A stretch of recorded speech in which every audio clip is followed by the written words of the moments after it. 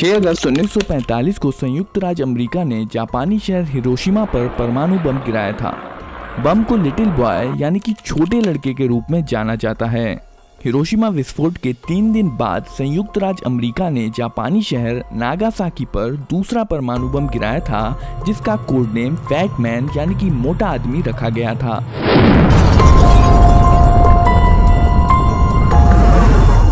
Hiroshima बम little boy में 15 kiloton विस्फोट करने के लिए 64 किलोग्राम समृद्ध यूरेनियम का इस्तेमाल किया गया था। इसकी तुलना अगर नागासाकी बम फैटमैन से करें तो फैटमैन में 21 किलोटन का विस्फोट पैदा करने के लिए केवल 6.4 किलोग्राम प्लूटोनियम का इस्तेमाल किया गया था, जिसका मतलब है फैटमैन लिटिल बॉय की तुलना में ज़्यादा एफिशिएंट है। फैटमैन का निर्माण वैज्ञानिकों और इंजीनियरों ने मैनहट्टन प्रोजेक्ट के दौरान लॉस एलमोस प्रयोगशाला में किया था। मैनहट्टन प्रोजेक्ट के दौरान Robert Oppenheimer loss Alamos laboratory का निर्देशक था। उसे अक्सर परमाणु बम के पिता के रूप में जाना जाता है। बम की लंबाई 128 इंच की थी और इसका डायमीटर 60 इंच का था और इसका वजन लगभग 4.5 टन का था। इसके साइज का अंदाजा लगाने के लिए यहाँ पर एक आदमी को खड़ा किया गया है। आइए अब हम फैटमैन के अंदर के हिस्सों को करीब से देखते हैं। फैटमैन एक प्लूटोनियम स्फीयर द्वारा संचालित था, जो कि एक सॉकर बॉल के आकार जैसा होता है। इस गोले का वजन मात्र 6.4 किलोग्राम था, लेकिन यही स्फीयर भयानक विस्फोट के लिए जिम्मेदार था। प्लूटोनियम के अंश प्राकृतिक रूप से पाए जाने वाले यूरेनियम की खदानों में पाए जाते हैं।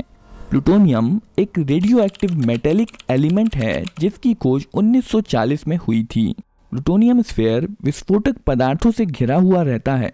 ये विस्फोटक लेंसेज हैं। यह एक विशेष आकार का चार्ज है जो 60% RDX और 40% TNT से मिलकर बना है। बम में 32 ब्रिज वायर डिटोनेटर्स लगे होते हैं, जिन्हें एक्सप्लोसिव लेंसों पर लगाया जाता है। बम के एक तरफ 24 वोल्ट की बैटरी लगी होती है, जो फ्यूजिंग सिस्टम से जुड़ी होती है। 9 अगस्त 1945 सुबह के समय बोइंग B-29 सबर्ट फोर्ट्रेस ने फैटमैन के साथ टिनयान से टेक ऑफ किया। असल में पहले बॉम्ब गिराने का टारगेट जापान का कोकुरा शहर था, पर जब 7 घंटे उड़ान भरने के बाद जहाज टारगेट शहर के ऊपर आया, तब घने बादल और धुएं के कारण बॉम्बर्स कोकुरा शहर पर बम नहीं गिरा पाए और इसलिए उन्होंने अपना टारगेट बदलकर नागासाकी कर लिया। नागासाकी एक बंदरगाह शहर था, जो वर्तमान शहर से लगभग 170 किलोमीटर की दूरी पर स्थित था। यह 2,63,000 लोगों की आबादी वाला एक बड़ा शहर था। लगभग 17,000 फीट की ऊंचाई से फैटमैन को नागासाकी पर गिरा दिया गया। 47 सेकंड बाद फैटमैन लगभग 1600 फीट की ऊंचाई पर पहुंच गया। बम पर लगे हुए RG एंटीना द्वारा सिग्नल छोड़े गए, जिससे विस्फोट की सही ऊंचाई का पता लगाया गया। रडार एल्टीमीटर का उपयोग करके अंतिम रूप से सही ऊंचाई कंफर्म की गई।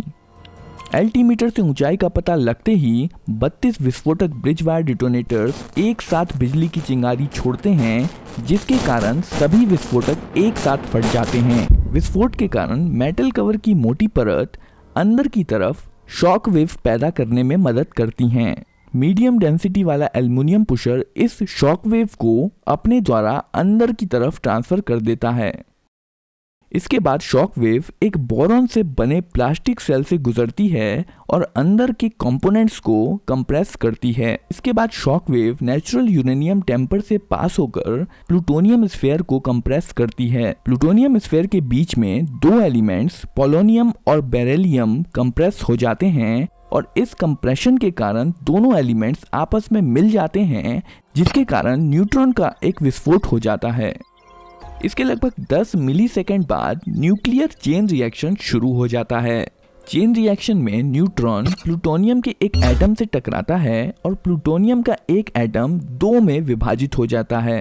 इस प्रक्रिया में 2 न्यूट्रॉन निकलते हैं और साथ ही साथ एनर्जी भी रिलीज होती है।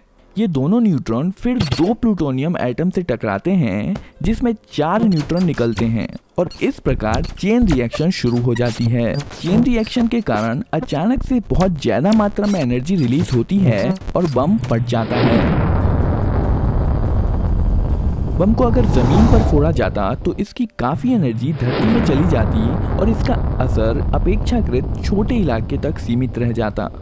इसलिए फैटमैन को जमीन से लगभग 1600 फीट ऊपर हवा में फोड़ा गया ताकि ज्यादा से ज्यादा इलाके को तबाह किया जा सके।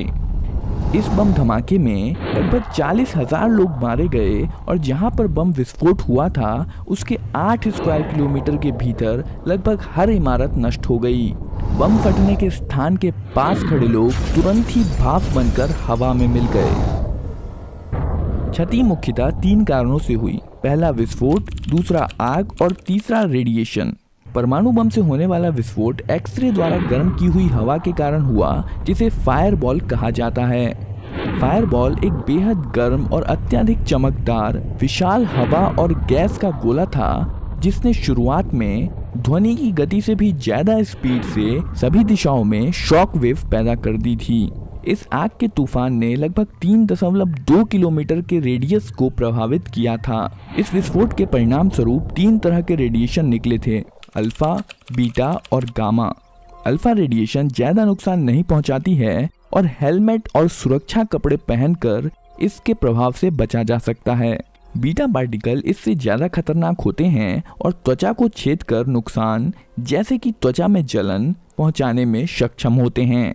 पर सबसे ज्यादा खतरनाक जो रेडिएशन होता है वो है गामा रेडिएशन, क्योंकि इसकी भेदने की क्षमता काफी ज्यादा होती है और यह मानव शरीर को पूरी तरह से भेद सकती है, जिसके कारण लंबे समय तक रहने वाले रोग हो सकते हैं जैसे कि कैंसर और हृदय रोग। बस इतना ही नहीं, गामा रेडिएशन जीन में बदलाव करके वंशानुगत दोष भी पैदा कर सकता है। दोस्तों, अगर आपको लगता है कि 1945 में नागासाकी और हिरोशिमा पर होने वाले परमाणु हमले अत्यधिक विनाशकारी थे, तो बस आप इतना जान लीजिए कि आज के ज़माने के जो परमाणु बम हैं उसके सामने नागासाकी और हिरोशिमा पर फोड़े जाने वाले परमाणु बम दिवाली में फोड़े जाने वाले पटाखों के समान हैं। हिरोशिमा और नागासाकी को मिलाकर जितना बड़ा विस्फोट हुआ था उसकी तुलना में रशिया का अकेला टेसार बम 1400 गुना ज्यादा धमाका कर सकता है। दोस्तों, ये वीडियो आपको कैसी लगी कमेंट करके ज़रूर बताइए और वीडियो को लाइक, चैनल को सब्सक्राइब ज़रूर कर दीजिए।